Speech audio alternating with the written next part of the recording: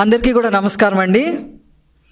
కనీస సంస్కారం కూడా లేని ఈ జగన్మోహన్ రెడ్డి గారు 4 సార్లు ముఖ్యమంత్రిగా చేసిన నారా చంద్రబాబు నాయుడు గారిని ఏకవచనంతో మాట్లాడటంతోనే అర్థమైపోయింది, కనీస సంస్కారం లేదు. మాట్లాడితే నారా చంద్రబాబు నాయుడు గారిని, మా ప్రభుత్వాన్ని చంద్రముఖితో పోలుస్తూ ఉన్నారు జగన్మోహన్ రెడ్డి. మీరు తెలుసుకోవాల్సింది ఏంటి అంటే, మీరు చంద్రముఖిగా 2019 నుంచి 2024 వరకు ప్రవర్తించి రాష్ట్రాన్ని అల్లకల్లోలం చేస్తే ప్రతి ఓటరు ఈ ఆంధ్ర రాష్ట్రంలో ఒక రజనీకాంత్ అయ్యి మీ మాడు పగలగొట్టారనే విషయం మీరు తెలుసుకోవాలి. కాబట్టే 151 సీట్ల నుంచి 11కే పరిమితం అయ్యారు అనే విషయాన్ని మీరు గమనించుకోకుండా మా మీద అవాకులు చవాకులు పేలడం కరెక్ట్ కాదు అని చెప్పి జగన్మోహన్ రెడ్డి గారికి చెప్పదలుచుకున్నాం. చంద్రబాబు నాయుడు గారిని ఏకవచనంతో మాట్లాడటం అనేది, డూ డూ డూ అని ఉపయోగిస్తూ మాట్లాడటం అనేది మేము చాలా తీవ్రంగా ఖండిస్తూ ఉన్నాం. ఇకపోతే విలువల గురించి, విశ్వసనీయ గురించి, విధ్వంసాల గురించి, ఆర్థికంగా మేమేదో చెయ్యలేదు అని చెప్పి, మేమేదో తప్పు మాట్లాడామని చెప్పి రకరకాలుగా మాట్లాడుతూ ఉన్నారు. వాటన్నిటికి కూడా సమాధానం చెప్పడం కోసమే ఈరోజు రాష్ట్ర ప్రజల ముందుకి మేము రావడం జరిగింది. ఒక రకంగా చెప్పాలి అని అంటే, మొదట మాట్లాడితే ఆర్థిక ఉగ్రవాది అయిన ఈ జగన్మోహన్ రెడ్డి ఆర్థిక వ్యవస్థ గురించి మాట్లాడటం చాలా విడ్డూరంగా ఉంది అని చెప్పి ఈ సందర్భంగా తెలియజేస్తా ఉన్నాం. లక్షల కోట్లు లూటీ చేసి 31 క్రిమినల్ కేసులు నెత్తి మీద పెట్టుకొని దేనికి కూడా ప్రజలకి సమాధానం చెప్పే పరిస్థితిలో ఉండి ఇతను విశ్వసనీయత గురించి, విలువల గురించి మాట్లాడటం చాలా ఆక్షేపణీయంగా ఉంది అని చెప్పి ఈ సందర్భంగా నేను తెలియజేస్తా ఉన్నాను. అదేవిధంగా అతను అబద్ధాలు చెబుతా, అతను పచ్చి అబద్ధాలు చెప్పే ప్రయత్నం చేసి ప్రజల మీద ఈ అబద్ధాలని నిజాలుగా నమ్మబలికించాలి అనే ఉద్దేశంతో దాదాపు గంట పైన కంఠశోష అబద్ధాల మీద అబద్ధాలు చెప్పాడనే విషయం అతను గమనించుకోవాలి. మేము అబద్ధాలు చెప్పే ప్రభుత్వమే కాదు, మాది చెప్పే పార్టీయే కాదు, అబద్ధాలు చెప్పే పార్టీయే కాదు, అది మీరు గమనించుకోవాలి. మాట్లాడితే మీడియాని దొంగల ముఠా అని చెప్పి ఈటీవీ, TV5, ABN అట్లాగా కొన్ని ఛానల్స్ని పట్టుకొని దొంగల ముఠా అని చెప్పి మాట్లాడుతూ ఉన్నాడు. నీకన్నా దొంగల ముఠా అసలు ఎవరున్నారయ్యా ఈ రాష్ట్రంలో? ఎవరున్నారు? 90% ఆర్థిక నేరస్తుల్ని, డౌరీ కేసుల్లో ఉన్నోళ్ళని, ప్రేమించి పెళ్ళాడతానని చెప్పి వాళ్ళని హత్యలు చేసిన వాళ్ళని, ఇలాంటి వాళ్ళకి ఎమ్మెల్యేలు, MP సీట్లు ఇచ్చిన మీరు దొంగల ముఠా, ఆ ముఠా, ఈ ముఠా అని చెప్తా ఉంటే ప్రజలు నవ్విపోతున్నారనే విషయం మీరు గమనించుకోవాలని చెప్పి ఈ సందర్భంగా నేను తెలియజేస్తా ఉన్నా. ఒకటే చెప్పదలుచుకున్నా నేను, మీరు నాశనం చేసిన, విధ్వంసం చేసిన అమరావతి నిర్మాణం వేగవంతం చేశారు నారా చంద్రబాబు నాయుడు గారు. జగన్మోహన్ రెడ్డి విధ్వంసం చేసిన పోలవరాన్ని మరి ఊపందుకునేలాగా ముందుకు తీసుకెళ్లారు నారా చంద్రబాబు నాయుడు గారు అని చెప్పి ఈ సందర్భంగా తెలియజేస్తా ఉన్నా. జగన్మోహన్ రెడ్డి ఒక్క ఉద్యోగం కూడా ఇవ్వకపోతే ఈనాడు నారా చంద్రబాబు నాయుడు గారు 20 లక్షల ఉద్యోగాలకి ఇవ్వటం కోసం అడుగులు ముందుకు వేశారు. 90% ముందుకు వేశారు. మొన్న దావోస్తో అది తేలిపోయిందనే విషయం జగన్మోహన్ రెడ్డి గమనించుకోవాలి. మీరు విధ్వంసం చేసిన, నాశనం చేసిన సంక్షేమ కార్యక్రమాలన్నీ మళ్ళీ గాడిలో పెట్టింది నారా చంద్రబాబు నాయుడు గారు. ఈరోజు పెన్షన్ 4,000, వికలాంగులకి మరి 6,000, మరీ అస్సలు బాగోని వాళ్ళకి 10,000, 15,000 మరి ఇచ్చి ఈరోజు దాదాపు 64 లక్షల మంది పైబడి మరి పెన్షన్ ఇవ్వడమే కాకుండా సంక్షేమ కార్యక్రమాలు చేయటమే కాకుండా అన్ని రకాలుగా నారా చంద్రబాబు నాయుడు గారు మీరు సంక్షేమ కార్యక్రమాలు విధ్వంసం చేస్తే వారు గాడిన పెట్టారు అని చెప్పి సందర్భంగా తెలియజేస్తా ఉన్నా. అదేవిధంగా లా అండ్ ఆర్డర్ లేని చట్టాలను తీసుకొచ్చి, దిశా చట్టం అని అదని ఇదని తీసుకొచ్చి యువత 30,000 మంది ఆడపిల్లలు ఏమైపోయారో కూడా తెలియని పరిస్థితుల్లో మీరు ఈ రాష్ట్రాన్ని జగన్మోహన్ రెడ్డి నాశనం చేస్తే అవన్నీ గాడిలో పెట్టడమే కాకుండా ముఖ్యంగా యువతని ముందుకు నడిపించేదానికి మంచిగా డ్రగ్స్ పైన కూడా ఉక్కు పాదం మోపారు అనే విషయాన్ని మీరు గమనించుకోవాలని చెప్పి సందర్భంగా తెలియజేస్తున్నా. అదేవిధంగా విద్యారంగం సర్వనాశనం చేశారు. విద్యారంగం జగన్మోహన్ రెడ్డి గారు విధ్వంసం చేశారు విద్యారంగాన్ని. ఈరోజు నారా లోకేష్ గారు దానిని గాడిలో పెట్టడానికి, విద్యారంగాన్ని గాడిలో పెట్టడానికి అహర్నిశలు కష్టపడతా ఉన్నారు. గాడిలో పెట్టేదానికి అడుగులు ముందేశారు. ఇప్పటికే అన్ని విధానపరమైన నిర్ణయాలు 80% తీసుకొని గాడిలో పెట్టడం జరిగింది అని చెప్పి ఈ సందర్భంగా నేను తెలియజేస్తా ఉన్నా.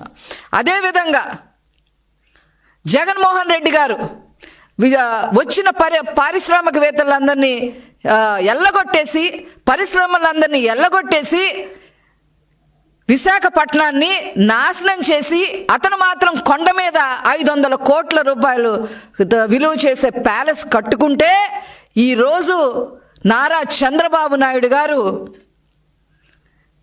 ఏకంగా ప్రధానమంత్రి గారిని మరి విశాఖపట్నం తీసుకొచ్చి 2 లక్షల కోట్ల పైన పెట్టుబడులకి శంకుస్థాపన చేయించిన విషయం జగన్మోహన్ రెడ్డి గుర్తుపెట్టుకోవాలి అని చెప్పి ఈ సందర్భంగా తెలియజేస్తా ఉన్నా.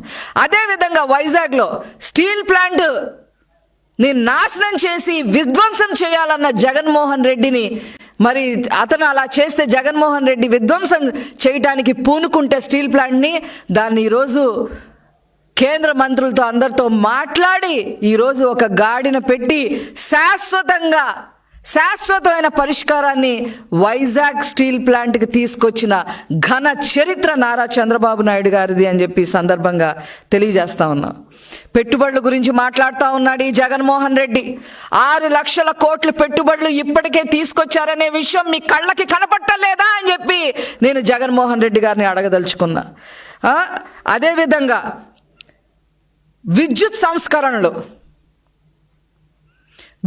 సంస్కరణలు తీసుకొచ్చి ఈరోజు జగన్మోహన్ రెడ్డి విద్యుత్ని సంస్కరణలు తేకపోగా ఆ యొక్క శాఖని సర్వనాశనం చేసి విధ్వంసం చేస్తే ఈరోజు విద్యుత్ సంస్కరణలు తీసుకొచ్చిన ఘన చరిత్ర నారా చంద్రబాబు నాయుడు గారిది అని చెప్పి ఈ సందర్భంగా తెలియజేస్తా ఉన్నా.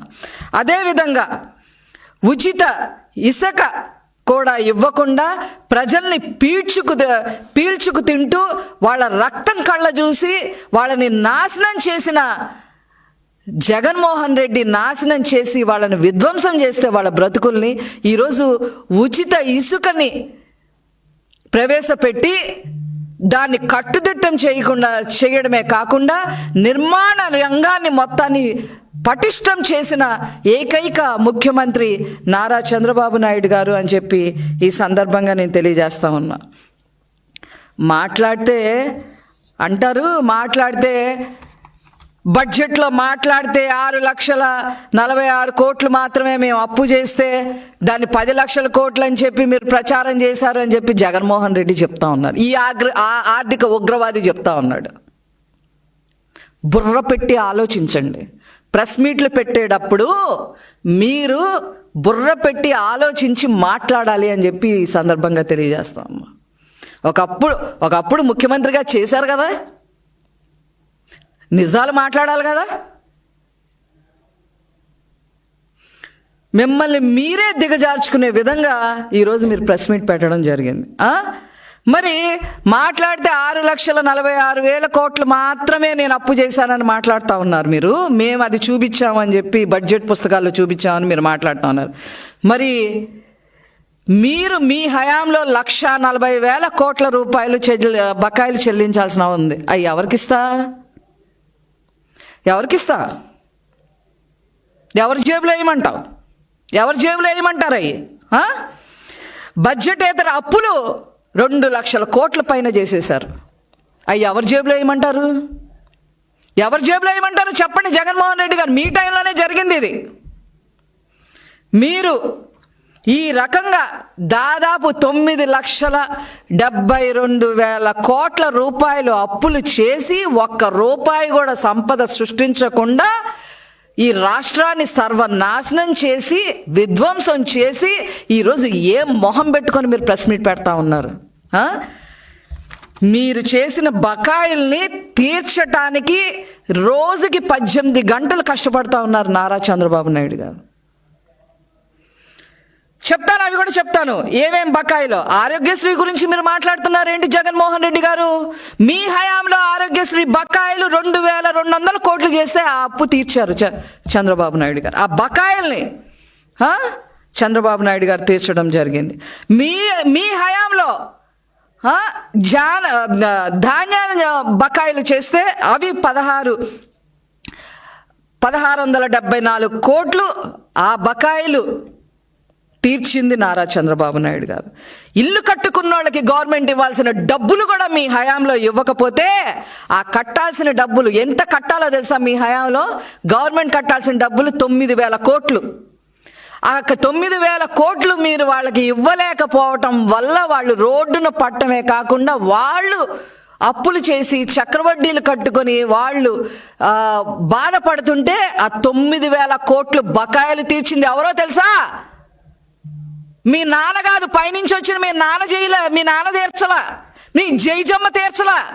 నారా చంద్రబాబు నాయుడు గారు ఆ బకాయిలు తీర్చారనే విషయం మీరు గుర్తుపెట్టుకోవాలి. ఉద్యోగస్తుల గురించి మీరు మాట్లాడుతూ ఉన్నారు. వాళ్ళకి ఎన్నో హామీలు ఇచ్చి మీరు ఎగ్గొట్టిన విషయం ఉద్యోగస్తులు అందరికీ తెలుసు. కాబట్టే మీరు 11 సీట్లకు పరిమితమయ్యారు. ఉద్యోగుల బకాయిలు 20,000 కోట్లు ఉంటే మీ హయాంలో అవి తీర్చింది నారా చంద్రబాబు నాయుడు గారు అనే విషయం మీరు గుర్తుపెట్టుకోవాలి అని చెప్పి సందర్భంగా తెలియజేస్తా ఉన్నాను. ఏంటి జగన్మోహన్ రెడ్డి గారు విద్యాశాఖ గురించి మాట్లాడతారు? విద్య విలువ తెలుసా మీకు? అసలు టీచర్ విలువ తెలుసా మీకు? మీకు ఎలా తెలుస్తుందిలే. మీకు టీచర్ల విలువ తెలుసుంటే ఆనాడు కరోనా టైంలో ఎవరైతే తాగుబోతులు ఉన్నారో వాళ్ళందరూ లైన్ కట్టమని వాళ్ళ పక్కన వాళ్ళని బంట్రోతుల్లాగా మీరు వాళ్ళని వాడుకున్న విషయం ప్రజలందరికీ ఇంకా గుర్తే ఉంది. విద్యాశాఖ బకాయిలు 3,800 కోట్లు పెట్టారు మీ హయాంలో. ఆ బకాయిలన్నీ ఇప్పుడు నారా చంద్రబాబు నాయుడు గారు, విద్యాశాఖ మంత్రిగా నారా లోకేష్ గారు తీర్చడం జరిగింది. ఇన్ని బకాయిలు పెట్టుకొని మీరు ఇంకా ఉన్నాయి.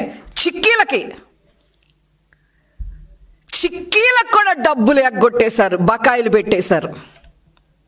ఆ చిక్కీలకు కూడా ఈరోజు డబ్బులు 200 కోట్ల రూపాయలు కట్టింది ఎవరంటే నారా చంద్రబాబు నాయుడు గారు. ఉపాధి హామీ బకాయిలు, కూలీలకు కూడా బకాయిలు పెట్టారు. ఏం మనుషులండి? మీది ఏం పార్టీ అండి? మీరు ఏం మనిషి అండి జగన్మోహన్ రెడ్డి గారు? ఉపాధి హామీ బకాయిలు కూడా ఈరోజు నారా చంద్రబాబు నాయుడు గారు వచ్చిన తర్వాత 2,100 కోట్లు ఆ బకాయిలు తీర్చడం జరిగింది. పగలు పచ్చి అబద్ధాలు ఆడే మనిషి ఎవరైనా ఉన్నాడు అంటే అది కేవలం జగన్మోహన్ రెడ్డి గారే అని చెప్పి ఈ సందర్భంగా నేను చెప్పదలుచుకున్నా. మున్సిపాలిటీలో జరిగేది సెలక్షన్సో కూడా తెలీదు. ఇప్పుడు ప్రస్తుతం జరుగుతుంది సెలక్షన్సా అనే విషయం కూడా తెలియదు. మీ కార్పొరేటర్లే స్వచ్ఛందంగా వచ్చేస్తున్నారు, బతిలాడుకుంటున్నారు మా పార్టీలోకి వస్తామని చెప్పి. దాని గురించి మాట్లాడకుండా స్థానిక సంస్థల్లో 16% రిజర్వేషన్ బీసీలకు బడుగు బలహీన వర్గాలకి తీసేసి సోద్యం చూసే మీరు ఈరోజు మున్సిపల్ ఎలక్షన్స్ గురించి మాట్లాడుతూ ఉన్నారు. ఏంటది మాట్లాడితే అది పాయే ఇది పాయే అని మాట్లాడుతూ ఉన్నారు. నేను చెప్తా, నేను కూడా చెప్పదలుచుకున్నా ఏం పోయినాయో మీ హయాంలో నేను కూడా చెప్తా.